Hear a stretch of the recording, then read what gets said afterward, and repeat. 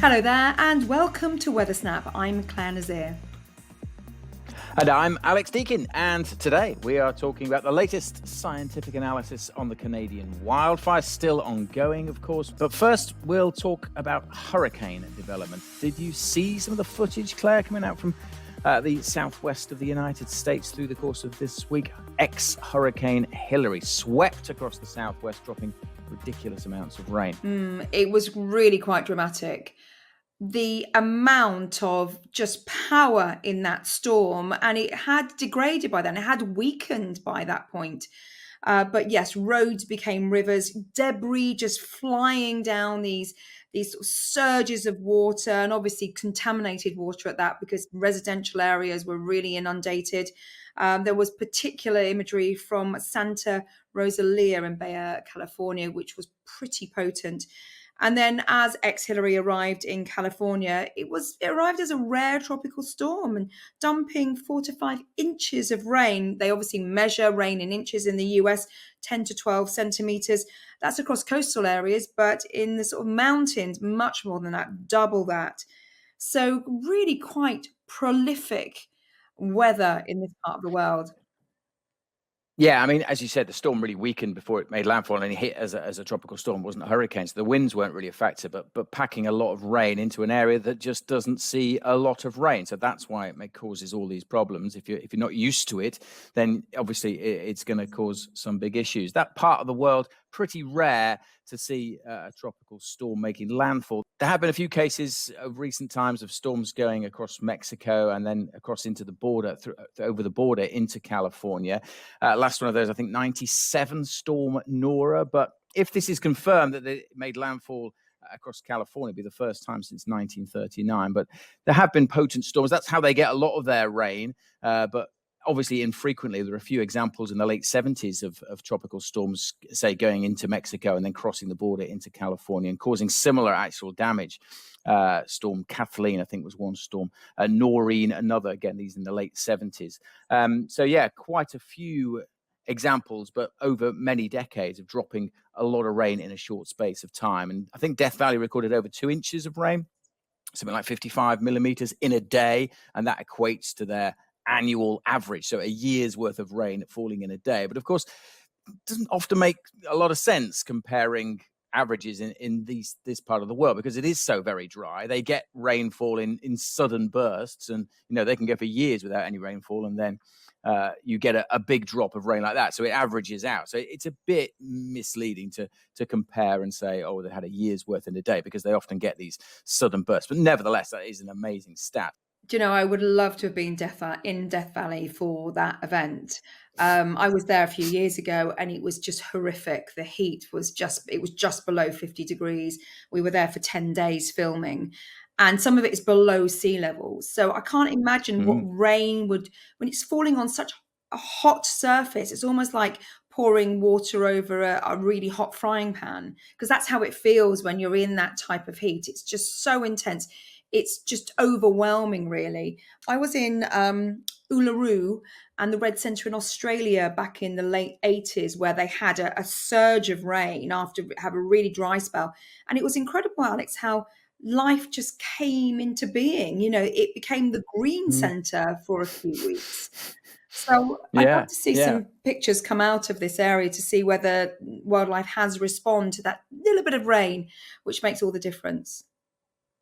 Yeah, of course. And in these kind of desert environments, the wildlife adapts, doesn't it? So there will be seeds or something like that that's buried, under, just waiting for just some rainfall, and then it springs into life. That's how it works. So, yeah, it would be interesting to see some of that footage now. But obviously, the footage coming out during the storm was pretty severe, pretty serious. Yeah. So it has been a fairly quiet season up to now, and there's been an uptick. I mean, that's a good way of describing it.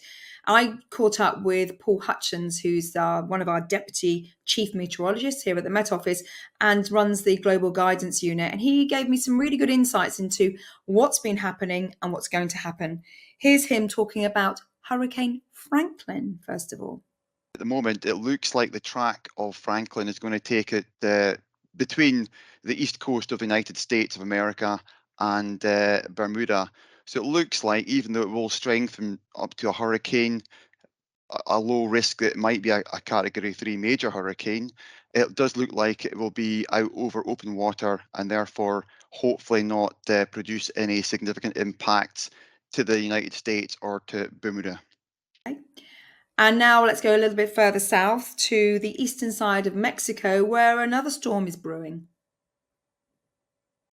So we have an area of thunderstorms that are expected to become more widespread over the next few days between the Yucatan Peninsula of Mexico and Cuba.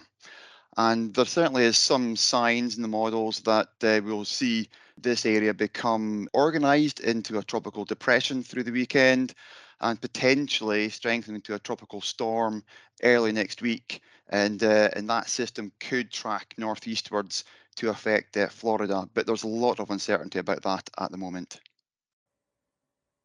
The mid-Atlantic, again, some activity going on here.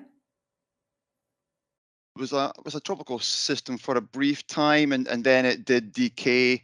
But there is now signs that Emily will start to become more organised and perhaps become a named tropical storm again as it moves northwards through the North Atlantic. But again, I think it looks like it's going to be a brief period of strengthening before it travels further north into cooler waters and up into the jet stream. And certainly the remnants of Emily may well come into the UK as a frontal system for a time early next week. And finally, Paul talks about what's happening in the weeks to come. There's just a continuation of African easterly waves that are moving out of West Africa, and that's what we've seen over the last few weeks, and it looks like that will continue over the coming few weeks. So I think we will see further areas of development in the Atlantic, but we are coming up to the peak period for North Atlantic tropical cyclones. Our thanks to Paul Hutchinson. For more details, check out our Met Office Storms X feed, and that's the old Twitter for those of you who are not familiar with that phrase yet. So, Alex, let's go back to Emily for a moment, because they occasionally do sit in the mid-Atlantic.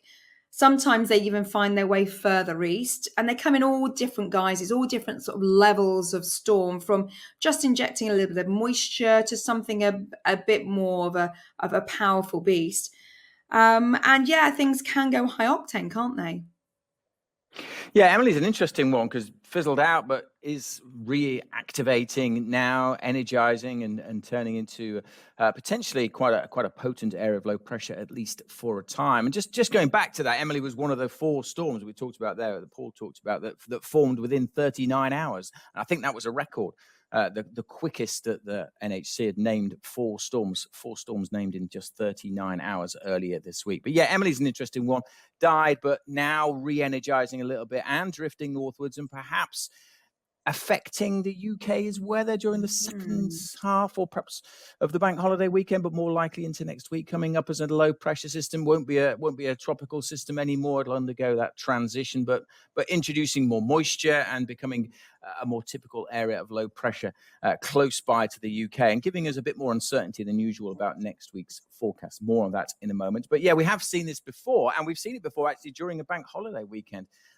37 years ago, I believe, 1986, interfered with a paper round of mine, I remember, back in the day. I'm talking about ex-Hurricane Charlie, which actually brought some really serious weather across the UK and Ireland at the time, back in 1986, formed as a storm back on the 13th of August, and then kind of fizzled out a little bit, weakened as it went northwards, and then, as sometimes they do, went post-tropical, became a more typical area of low pressure, and actually then intensified again with the help of the jet stream just to the west of the UK, and really barreled into Ireland, dropping a lot of rain and some very strong gusts of wind. It actually intensified so much that the central pressure of Charlie was lower, or ex-Charlie was lower as it approached the UK. down to 980 millibars, I think, than it ever was when it was a storm in the tropics. So that's quite interesting. And yeah, it dropped a lot of rain. Actually, I didn't realize this until I saw the notes that you'd made on this, Clare. I actually didn't realize it had caused so many fatalities. Caused 11 deaths across Ireland and the UK. So it was a really powerful storm. Strong winds as well, but the heavy rainfall especially caused flooding across parts of Ireland, particularly the Dublin area. 450 odd buildings were flooded. Some up to a depth of almost 2.5 meters or 8 feet. And then the UK, floods were created, brought down trees and power lines as well.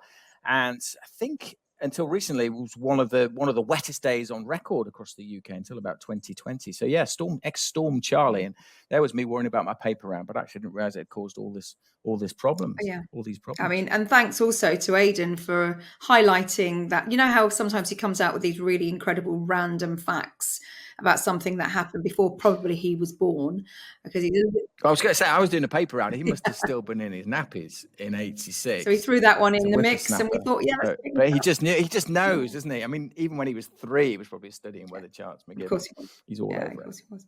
And in fact, this week he did the 10-day trend, which goes out every Wednesday, and we've got 6 days left of this summer. And this summer hasn't been what some people hoped it would be, even though we had a lovely June when all the kids were still at school. So many people have forgotten about June. So it's so unbelievable. over. It's been such a rubbish summer. It's like the first month was the warmest on record. It was just like, people have such short memories. But I guess that was perhaps too warm for people, and people just want something in between, just a bit of a normal summer. What is a normal summer, Alex? God knows.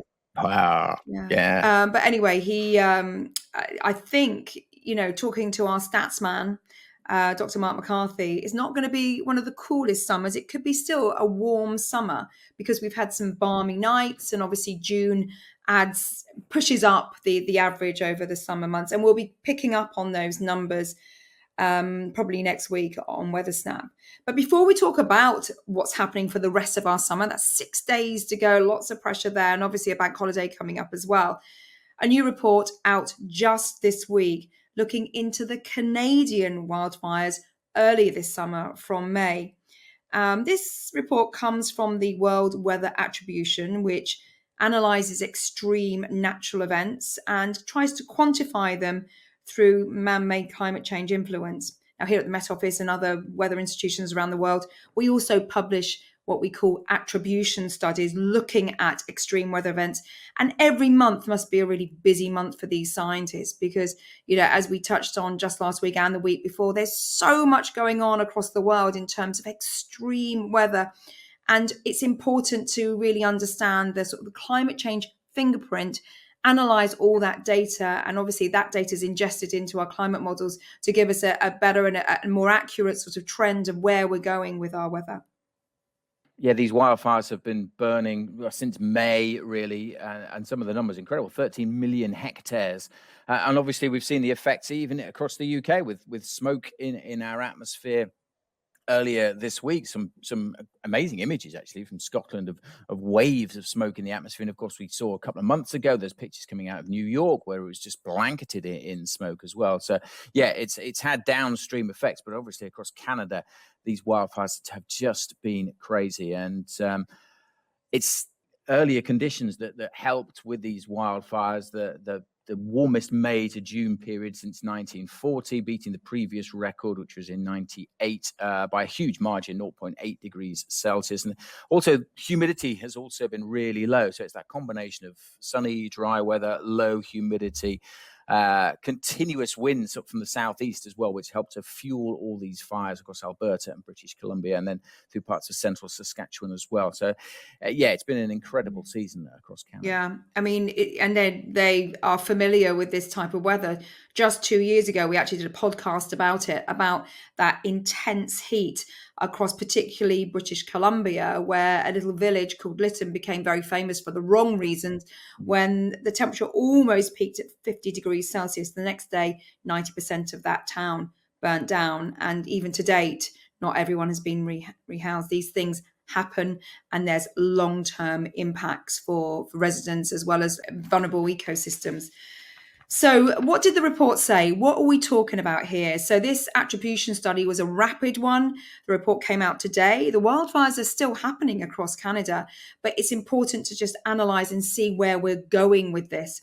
So, in today's climate, as a background, yes, it was intense, and it's expected to occur every 20 to 25 years. So, that means the probability of an event like this happening in any one year is around 4 to 5%. However, because of the severity and the intensity of the fire season to the end of July, the report has now concluded that the intensity was about 50% higher than what it should be. And that means that it's at least 7 times more likely to occur. And the peak fire weather that has been experienced this year, twice as likely. So they're quite startling headlines, which means that the reality of something like this happening again is going to be more common than it should be. And that's down to climate change. And I'm sure there will be other attribution studies done on this whole event and the extreme heat as well. But certainly this one has been turned around quickly just so we can get that information out there. Yeah, really interesting stuff. And as you say, there'll be a lot more studies on this. And of course, it doesn't really, people sometimes point, oh, it was all started by arsonists or whatever, use that as an excuse. Most fires are started by a human hand, whether deliberately or not. That's kind of irrelevant. The problem is with climate change, it just makes the land drier. It makes the sun beating down more, higher temperatures just makes them spread more easily and more rapidly, and that's the problem. That's what we're seeing here.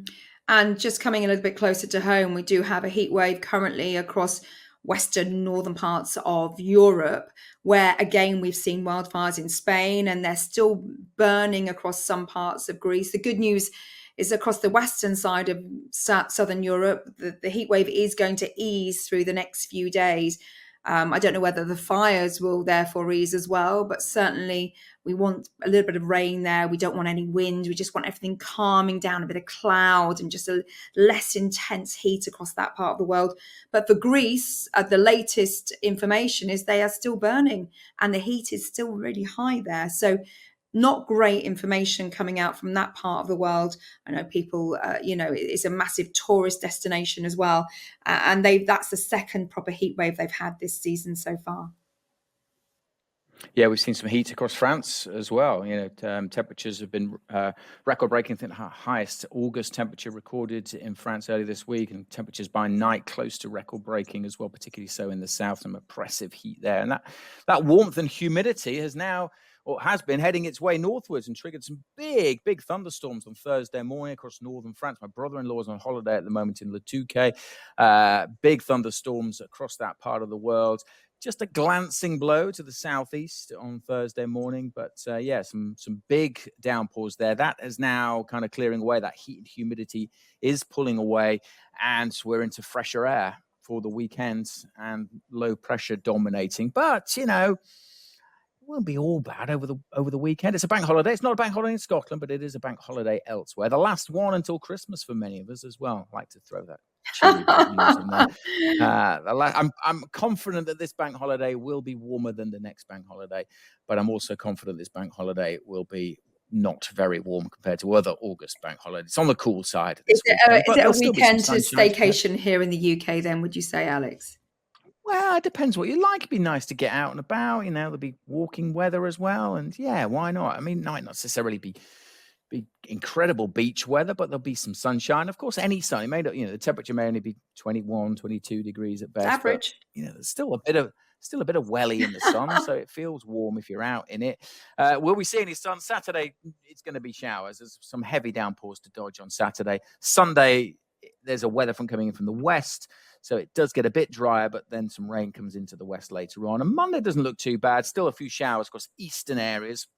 But generally, actually, Monday, if you are having a bank holiday, then it doesn't look too bad at this stage with a little ridge of high pressure. Into next week, it's probably the last full week of the school holidays for many. I know, again, Scotland have already gone back, but the weather still looks pretty mixed, dominated by low pressure. Complications with this Emily, or what happens with that tropical system Emily coming up, and that's not directly affecting the UK. It doesn't look likely, but likely to inject a bit more uncertainty because it just produces a bit more energy and messes with the jet stream. But generally speaking, next week, low pressure still nearby. So staying cool and staying showery like it has done for a good part of the summer so far. But as always, there will be some sunshine between the showers. It's just a question of timing. Yes, it's one of as those where always. you have to really sort of stay tuned to the forecast and plan your moments outside if you want a last blast of sunshine. Although September sometimes just pops up as a really beautiful month. Yes. You know what I'm going to say. You know what I'm going to say. No, I'm not going to spoil it. I'm going to spoil it on a different level now. A little pet hate of yours. The first, I always like to look. It's like the first cuckoo of Yeah. spring. It's like the first mention of the I word, Indian summer. When does that happen? And I overheard our press office guys talking to a newspaper.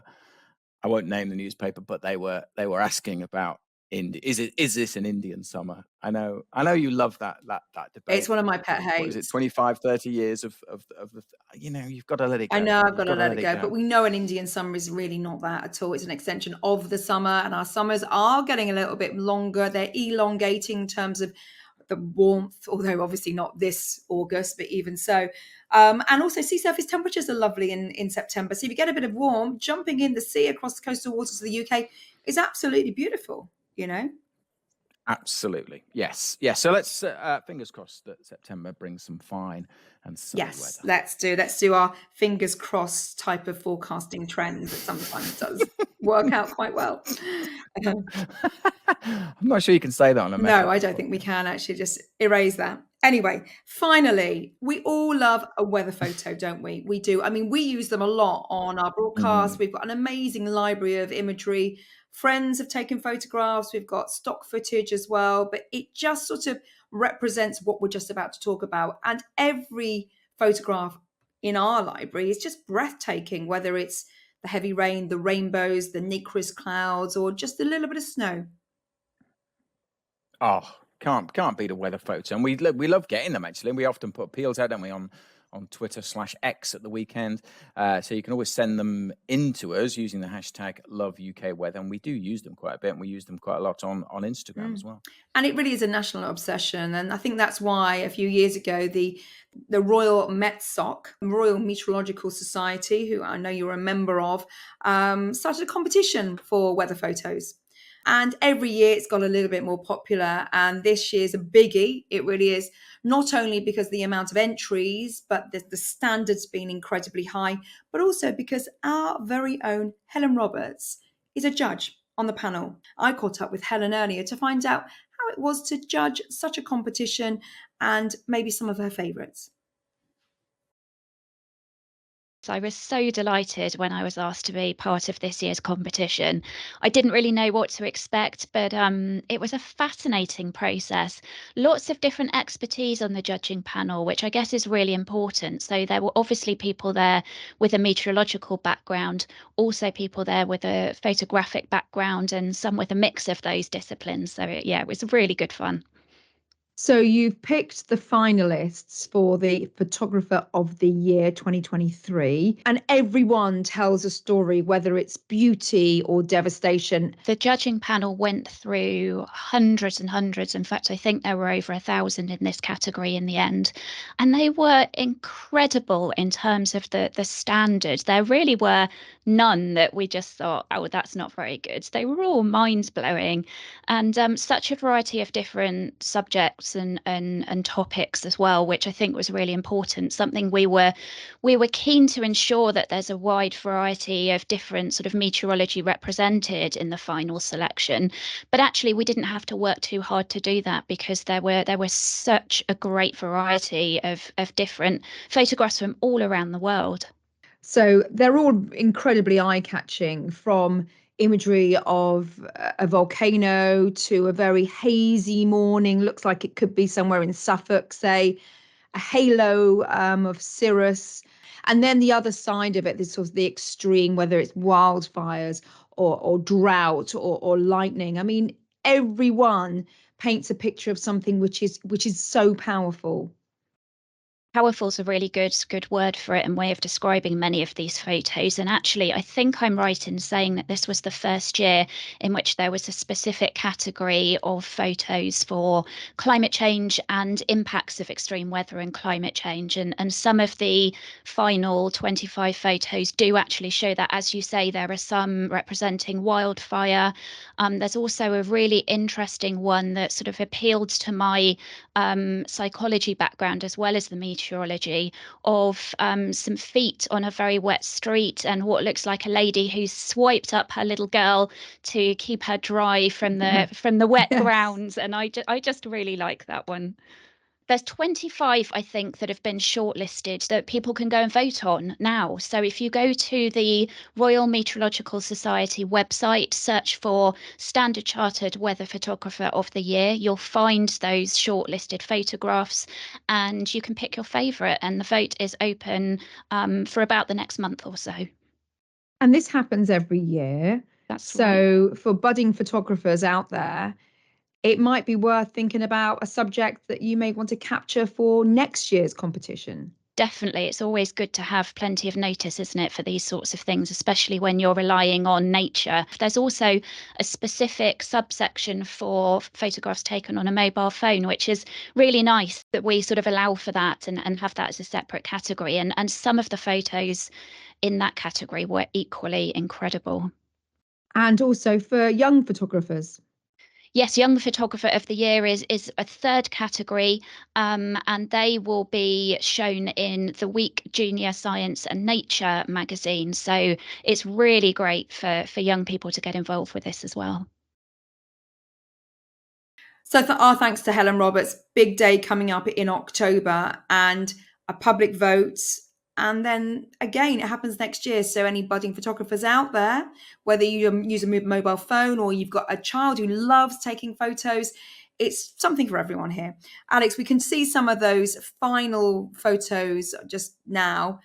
Anyone that just springs out, do you think actually that is incredible? Well, I love a nacreous cloud, so that's obviously a bit of a favorite. That one with the halo around it is a beauty as well. But then you've got the lighting and you've got the drama, and then there's that sunrise one. Where's that one? That's beautiful, of that tree. Oh, too many to choose from. But the vote's open now, right? The public can vote as of today, so you can go and vote for your favorite one. And we'll put the press release. If you're listening to this on YouTube, the press release will be in the description, so you can go and read the press release and vote. Find out how to vote on there. Yes, enjoy looking at those photographs, and remember, next year you could be part of that. It's really good. Anyway, so that's it for Weather Snap this week. I hope you're all going to have an amazing weekend, whether it's a bank holiday weekend or just a normal one. Grab those moments of sunshine and realize, it's always good to have a little bit of rain. Our land remains so verdant and green, doesn't it, Alex? Positive. It's a beautiful, beautiful positivity to end on. Thanks, Claire. And you, Alex, have a good weekend, and we'll see you next week. Goodbye.